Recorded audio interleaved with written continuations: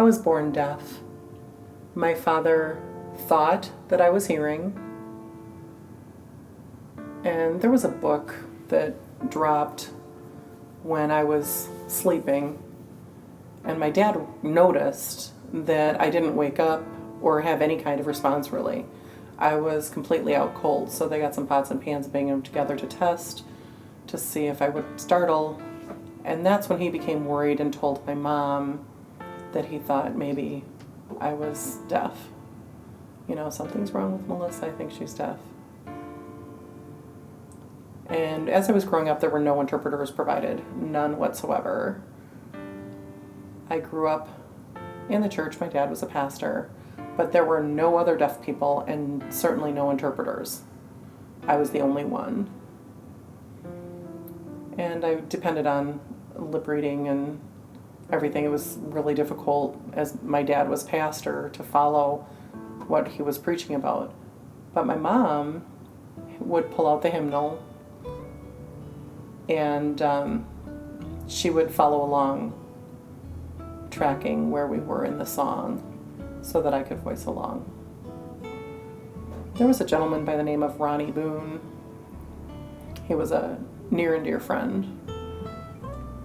And understand, I sat very much in the front row, and I would watch Ronnie and copy his mouth movements. When you're trying to lip read or something, you're not getting that depth of meaning that you get when you have full access to the language. By providing qualified interpreters over the past few years, we've seen the deaf ministry of Concordia grow.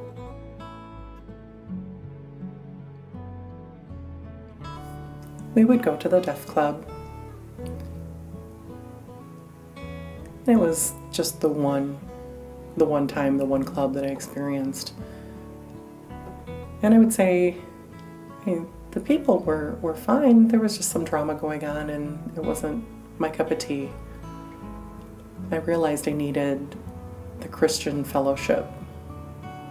My dad had taught me well. Whether it was deaf or hearing, it didn't matter. What was important was that I was with a Christian group. When I came to the Lutheran Church here, I realized it was a perfect match for me. I'm involved in Facebook ministry or Bible study with some friends of mine that I enjoy. And I realized I want to encourage people to come to Concordia, and I hope that the ministry here will grow. I also would like to show the hearing people the deaf community. Every week I expect to see more than just those same two. The deaf community in Concordia came together and wanted to do a sign choir.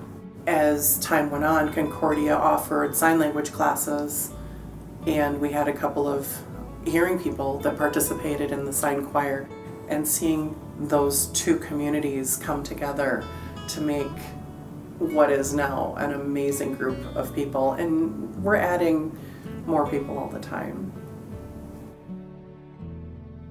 Oh, I love singing. I love participating in the choir. With the choir, the sign choir gives me goosebumps. I love showing that aspect of worship to the hearing people. So there was this Sunday that I came in early to practice with the worship team, and the song He Reigns was what we were doing. And I realized as I was signing the chorus, it gives me goosebumps to think about, I just got this message in my head. Everyone could participate in this. This was something that the non-signing community could learn that would bridge the gap between the hearing and the deaf community.